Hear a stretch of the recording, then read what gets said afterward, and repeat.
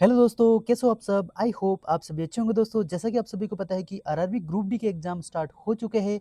इसी का आधार पर मैथ्स के पेपर का सॉल्यूशन करवाने वाला हूं, जो 3 अगस्त को फर्स्ट शिफ्ट में पूछा गया है। ठीक है दोस्तों, यदि आपने हमारे चैनल को सब्सक्राइब नहीं किया तो प्लीज़ सब्सक्राइब कर लीजिए दोस्तों। और आपको अपने दोस्तों तक शेयर कर दीजिए और वीडियो को लाइक करना ना भूले। ठीक है दोस्तों, 100% रियल क्वेश्चन है दोस्तों जो एग्जाम में पूछे गए हैं। ठीक है, ठीक है। तो पहला क्वेश्चन है दोस्तों, इस टाइप से क्वेश्चन पूछे जा रहे हैं। ठीक है, तो पहला ही क्वेश्चन है दोस्तों जो मध्य अनुपात से पूछा गया है। ठीक है, तो मध्य अनुपात से हमें दोस्तों 2-3 क्वेश्चंस हमें देखने को मिल रहे हैं, जो अनुपात समानुपात वाले चैप्टर होता है ना उससे। तो दोस्तों हमें पता है कि एक और दोस्तों मध्य अनुपात के बाद में तृतीय अनुपात होता है। तो तृतीय अनुपात का फॉर्मूला क्या होता है दोस्तों? वेरी इंपॉर्टेंट है दोस्तों, ऐसा क्वेश्चन आ सकता है। तो उसका फॉर्मूला जो होता है वो होता है बी स्क्वायर अपॉन में ए होता है। ठीक है, ये तो हो गया इसका मध्य अनुपात। और तृतीय अनुपात में बी का स्क्वायर करेंगे अपॉन में ए करेंगे। ठीक है, ये वाले क्वेश्चन पूछे जा सकते हैं। ठीक है, तो अभी जो मध्य अनुपात पूछा गया है तो उसका फॉर्मूला क्या होता है? तो मध्य अनुपात का फॉर्मूला होता है दोस्तों, वो होता है रूट में ए बी। ठीक है, ऐसे कर लोगे ना आप। तो इसको कैसे सोल्व करेंगे दोस्तों? तो यहाँ पर हमें मध्य अनुपात याद करना है, यानी एक्स मान लेंगे और यहाँ पे 15 और ये ए दिया हुआ है, ये बी दिया हुआ है। ठीक है, तो रूट में ये लिख देंगे, तो यहाँ पे 15 हो जाएगा और यहाँ पर 700 सॉरी 72.6 हो जाएगा बी का मान। ठीक है, अब क्या करेंगे, दोनों को गुणा कर देंगे और रूट से बाहर निकाल देंगे। तो दोस्तों यहाँ पर मुझे दिख रहा है, एक तो यहाँ पर पॉइंट लगा दो यहाँ पर। ठीक है, यहाँ पे पॉइंट है, जीरो लगा दूंगा। अब दोस्तों इसको काट दो, तो ये कटेगा दोस्तों 5 दूनी 10 और 5 तिया 15। ठीक है, ये 2 से कट जाएगा, तो यहाँ पर आएगा कितना, 2 तिया 6, 2 छिके 12 और 2 तिया 6। अब इसको गुणा कर दो, ये 2 से कट चुका ना, तो 3 तरीका 9, 3 छंग 18 का 8, हासिल का 1 और 3 तरीका 9 और 1 10। ठीक है, अब इसको रूट में निकाल लो बाहर, तो इसका मान क्या जाएगा दोस्तों? तो 1089 का रूट के बाहर क्या आता है दोस्तों? तो देखो दोस्तों, जैसे 30 का स्क्वायर होता है, तो 30 का स्क्वायर कितना होता है? तो 30 का स्क्वायर होता है 3 तरीका 9। ठीक है, और यहाँ पर डबल जीरो, तो 30 का स्क्वायर तो 900 होता है। और 40 का स्क्वायर करो दोस्तों, तो 40 का स्क्वायर होता है 1600। तो दोस्तों 9 से तो बड़ा होना चाहिए और मतलब 16 से छोटे होने चाहिए। तो ये 30 और इसके बीच में आएगा, तो यहाँ पे 35 का स्क्वायर करो एक बार। तो 35 का स्क्वायर करेंगे तो कितना आएगा? तो 5 का स्क्वायर 25 और 3 चौक 12, यानी 1225 हो जाएगा 35 का स्क्वायर। तो इससे भी छोटी वैल्यू है ना। तो दोस्तों हमें पता है यूनिट डिजिट क्या है इसका, 9 है। तो 9 कब आता है जब स्क्वायर करते हैं? तो या तो 3 का होता है ना, और एक 7 का होता है। तो वह 37 का तो नहीं होगा, यहाँ पर 3 लगा दो, ये तो 33 का होगा। तो इसका आंसर आ जाएगा दोस्तों 33, है ना। यही इस क्वेश्चन का राइट आंसर हो जाएगा दोस्तों, जो ऑप्शन में दिया हुआ था। नेक्स्ट क्वेश्चन है दोस्तों, टाइम एंड वर्क से भी क्वेश्चन पूछे जा रहे हैं। ए और बी किसी काम को 14 दिनों में पूरा कर सकते हैं। यदि ए अकेले इसे 63 दिन में पूरा कर सकता है, तो बी अकेला उसी काम का आधा भाग कितने दिनों में पूरा करेगा? तो दोस्तों यहाँ पर सबसे पहले इनकी टोटल वर्क निकाल लेंगे और इनकी एफिशिएंसी निकालनी होती है। तो यहाँ पे लिखो ए प्लस का बी, दोनों मिलकर कितने दिनों में कर रहे हैं दोस्तों? तो 14 दिनों में यहाँ पर उसको उस काम को पूरा कर रहे हैं। और ए अकेला उसी काम को दोस्तों कितने में कर रहा है? तो वो कर रहा है कितने में? 63 दिनों में कर रहा है। इनका टोटल वर्क ले लेंगे, मतलब इनके एलसीएम ले लेंगे जो टोटल वर्क के बराबर होता है। तो दोस्तों 63 और 14 का एलसीएम कितना आ जाएगा? तो इनका टोटल एलसीएम कितना आ जाएगा दोस्तों? तो यहाँ पर दोस्तों हम क्या, जैसे बड़ी वैल्यू दिख रही है हमें, तो यहाँ पे क्या करेंगे, 9 7 63 और यानी 7 दूनी 14, इसको टुकड़ों में तोड़ देंगे। अब दोस्तों यहाँ पर 7 का 7 आ जाएगा। ठीक है, अब 9 और 2 का एलसीएम कितना हो जाता है? तो 18, तो यहाँ पे 18 लिख देंगे। अब सिंपल से इसको इसमें भाग दे देंगे, तो 7 का 7 से भाग दे देंगे कितने बार जाएगा? एक बार। और फिर 2 का 18 में भाग दे देंगे तो 9 बार, तो यहाँ पर 9 आ जाएगा। और यहाँ पे कितना आ जाएगा? जब 7 से 7 तो कट जाएगा, 9 दूनी 18, तो यहाँ पर 2 आ जाएगा। यानी ए की एफिशिएंसी आ चुकी है 2, और दोनों की मिलकर कितनी है एफिशिएंसी? वो है 9। अब बोल रहा है भाई बी अकेले उसी काम का आधा भाग, तो टोटल काम कितना है अपने पास? तो 7 इंटू 18, यही टोटल वर्क है ना भाई। तो उसका आधा काम यानी 1/2, यानी 2 से भाग दे देंगे। और कितना? बी अकेला, तो बी की एफिशिएंसी यहाँ पर कितनी है दोस्तों? ए की एफिशिएंसी है 2 और टोटल दोनों की है 9 है। तो बी, इसमें 9 में से 2 घटा देंगे तो कितनी आ जाएगी? बी की एफिशिएंसी 7 आ जाएगी। तो 7 से भाग दे देंगे। अब कट जाएगा दोस्तों, 7 से ये 7 कट जाएगा और 2 नाम 18। ठीक है, इस प्रकार से आप क्वेश्चन को तोड़कर इजी कैलकुलेशन, मतलब कम कैलकुलेशन आपको एग्जाम में करनी होती है। ठीक है, वो प्रैक्टिस से हमें हमारी जितनी प्रैक्टिस अच्छी होगी उतनी अच्छी कैलकुलेशन हो जाएगी। ठीक है, नेक्स्ट क्वेश्चन है दोस्तों, साधारण ब्याज से और चक्रवृद्धि ब्याज से भी क्वेश्चन पूछे जा रहे हैं। किसी धनराशि को 8% वार्षिक ब्याज चक्रवृद्धि ब्याज की दर से अर्धवार्षिक रूप से संयोजित दर पर निवेशित किया जाता है। यदि 1 वर्ष के बाद धनराशि 10,816 रुपये हो जाती है तो मूलधन हमें ज्ञात करना है। तो दोस्तों इसमें कैसे करेंगे दोस्तों, यहाँ पर दिया हुआ है अर्धवार्षिक तौर पर। अर्धवार्षिक तौर पर जो रेट जो होती है ना दोस्तों, वो तो हो जाती है आधी, और समय जो होता है वो हो जाता है 2 गुना। ये अपने को ध्यान रखना होता है अर्धवार्षिक जो रूप से दिया हुआ है ना उसमें। ठीक है, तो यहाँ पर रेट कितनी दे रखी है, 8%, उसका आधा करेंगे तो कितनी हो जाएगी, तो यहाँ पर हो जाएगा 4। तो रेट अपने पास आ चुकी है 4%, और समय 1 वर्ष का है तो 2 वर्ष का हो जाएगा, तो समय यहाँ पर 2 वर्ष का हो जाएगा। ठीक है, हमें दे रखा है क्या, मतलब मिश्र धन दिया हुआ है और मूलधन पूछा जा रहा है। तो यहाँ पर दोस्तों रेट कितनी दे रखी है, 4% दे रखी है। तो 4% को हम फ्रैक्शन में लिखेंगे, या फिर ऐसे ही कर लो इसको, जैसे 100 से 100 में 4 जोड़ेंगे तो 104 रुपये। ये मिश्रधन हो गया, ये तो है मूलधन, ये मिश्रधन हो गया। अब 2 साल के लिए पूछा जा रहा है तो 2 साल 2 बार लिख दो इसको, तो 104 यहाँ पे लिख दूंगा। अब क्या करेंगे, इसको इससे मल्टीप्लाई कर लेंगे और इसको इससे मल्टीप्लाई कर लेंगे। ठीक है, तो 104 का स्क्वायर करो दोस्तों, तो 104 का स्क्वायर करेंगे तो यहाँ पर आएगा 4 का स्क्वायर आ जाएगा 16, 10 का स्क्वायर आ जाएगा 100। अब 10 चौक 40, 40 दूना 80, तो यहाँ पर लिख दो दोस्तों 80 सिंपल से। ठीक है, अब इसको जोड़ दो, यहाँ पर आएगा 1 0।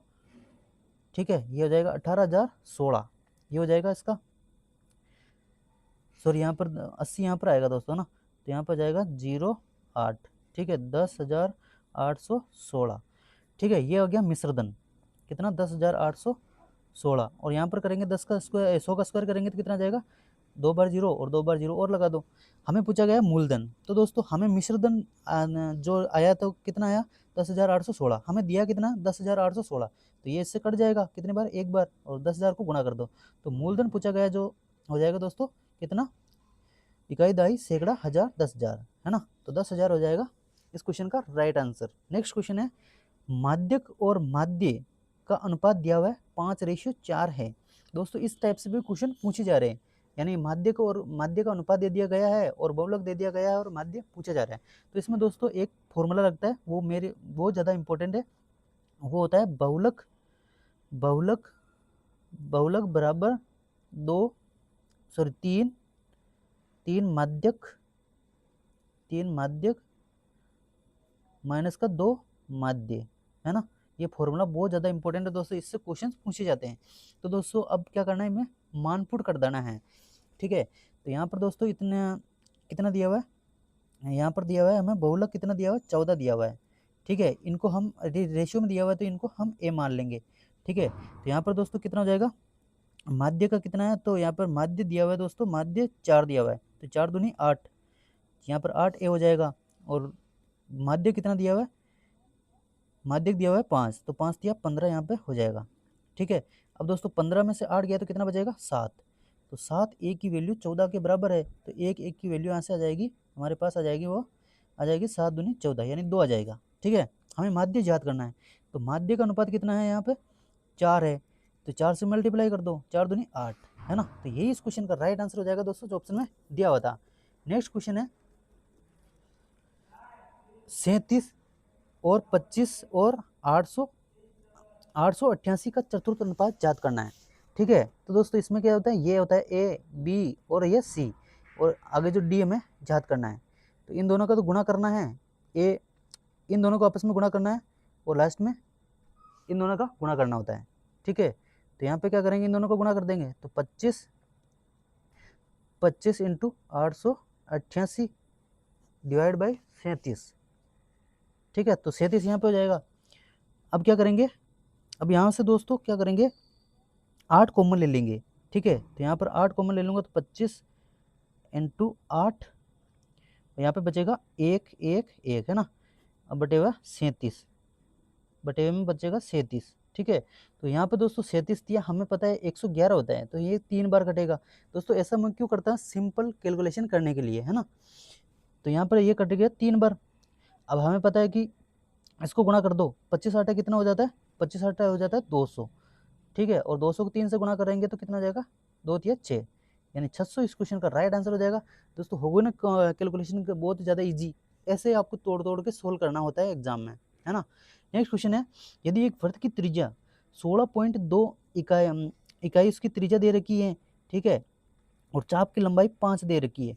जब भी क्वेश्चन ऐसा क्वेश्चन आ जाए दोस्तों और त्रिज्याकर्ण का क्षेत्रफल पूछा जाता है, ठीक है, इसमें क्या होता है, वृत्त की त्रिज्या दी होती है और चाप की लंबाई दे रखी है, तो इसका सीधा फॉर्मूला लगाओ दोस्तों, त्रिज्याकर्ण का क्षेत्रफल का होता है 1/2 इंटू चाप की लंबाई और त्रिज्या से गुणा कर देना होता है, ठीक है। तो यहाँ पे दोस्तों सिंपल से इसमें मान पुट कर दो, 1/2 इंटू हमें त्रिज्या कितनी दे रखी है, तो 16.2 दे रखी है, इंटू चाप की लंबाई कितनी है, वो 5 है, ठीक है। यहाँ से 0 हटाऊंगा, यहाँ पर पॉइंट लगा दूंगा, तो 5 सॉरी ये कटेगा कितनी बार, 5 दूनी 10, ठीक है। अब इसको काट दो, 2 8 16 और 2 एकम 2, ठीक है, और ये कटेगा दोस्तों 2 चौकी 8 और 2 पंजे 10, यानी 40.5 इस क्वेश्चन का राइट आंसर हो जाएगा, ठीक है। नेक्स्ट क्वेश्चन है दोस्तों, इस टाइप से भी क्वेश्चन पूछे जा रहे हैं जिसमें 40 की घात 0.11 दे रखा है, बराबर x के बराबर है ना, ये x है, जैसे इस टाइप से है तो इसका मान y के बराबर है। तो इसमें क्या करना है दोस्तों, जैसे ये वाली वैल्यू है ना दोस्तों, तो इसको हम x मान लेंगे, ठीक है, ये x का मान है यहाँ पे। तो यहाँ पे दोस्तों x का मान ये है, तो यहाँ पर ये वाली वैल्यू पुट कर देंगे, ठीक है, यहाँ पर ये वाली हमें याद करना है, ठीक है। तो यहाँ पर दोस्तों 40 और उसकी घात 11, ठीक है, और आगे जेड है ना दोस्तों, तो घात के ऊपर घात होती है तो गुणा हो जाती है, तो यहाँ पर 0.11 और यहाँ पे जेड आ जाएगा, ठीक है, बराबर यहाँ पे भी 40 लिख दो, और यहाँ पर दिया हुआ स्क्वायर वाई का स्क्वायर, तो यहाँ पर आ जाएगा 0.1 और उसका स्क्वायर, ठीक है। तो यहाँ पर कितना हो जाएगा, एक का स्क्वायर करेंगे तो कितना आ जाएगा, ये 0.1, ठीक है, तो यह हो जाएगा यहाँ पर, भाई घात के ऊपर घात होती है तो गुणा हो जाती है, तो यहाँ पर दोस्तों घात का ऊपर घात है, ठीक है, 2 की, तो उसे गुणा कर देंगे, तो यहाँ पर आ जाएगा सिंपल से 0.2, ठीक है, 0.2 हो जाएगा, ठीक है।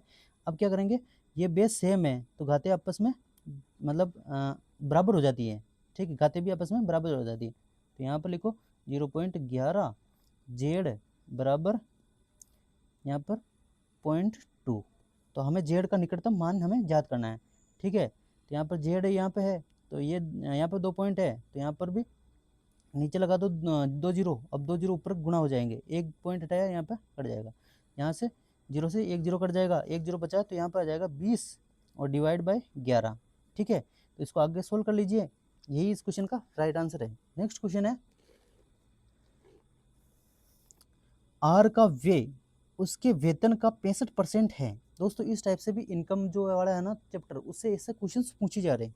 तो आर का व्यय, तो दोस्तों आर का व्यय उसके वेतन का, तो इसको कैसे सोल्व करते हैं, सिंपल ऑफ वे में लेकर हमें चलना है लैंग्वेज के अकॉर्डिंग, ठीक है। यहाँ पे जो आर का व्यय है उसके वेतन का 65% है। दोस्तों जो व्यय क्या होता है, टोटल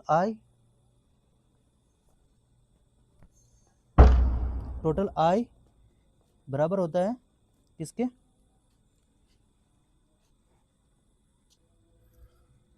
तो यहाँ पे क्या करेंगे दोस्तों, जो आय जो होती है खर्च में से निकालने के बाद बचती है ना, तो यहाँ पर खर्च करने के बाद जो बचत होती है, ठीक है,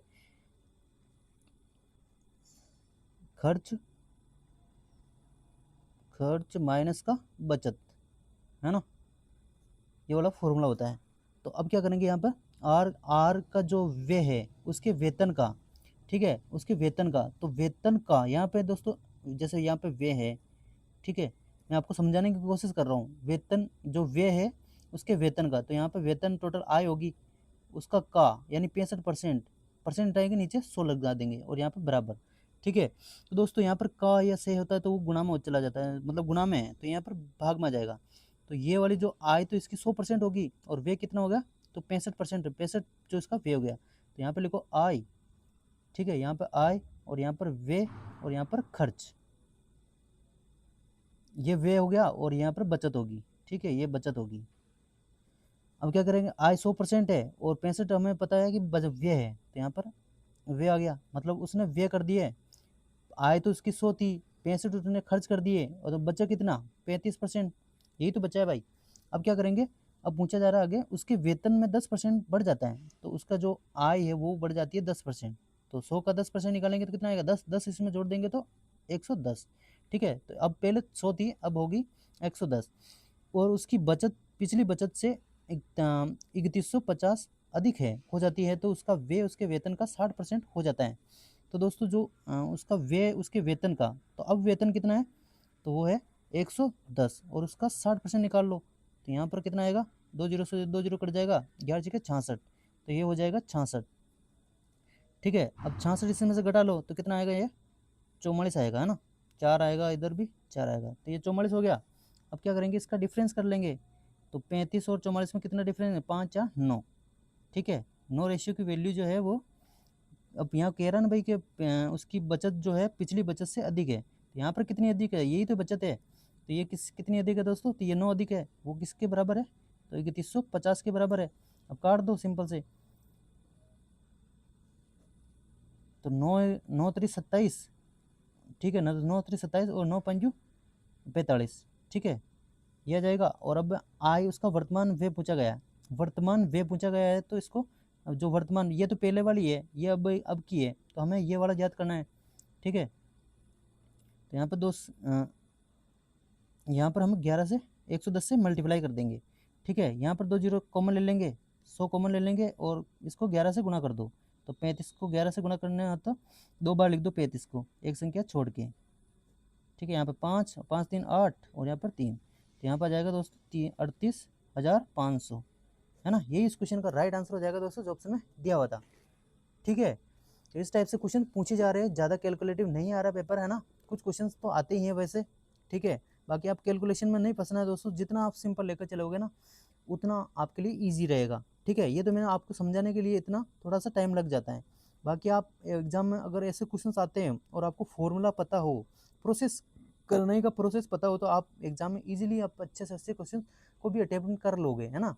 बाकी आप पेपर में ज़्यादा घबराना नहीं है और नेगेटिव नहीं करना है, जितने आए उतने क्वेश्चन अटेम्प्ट करना है।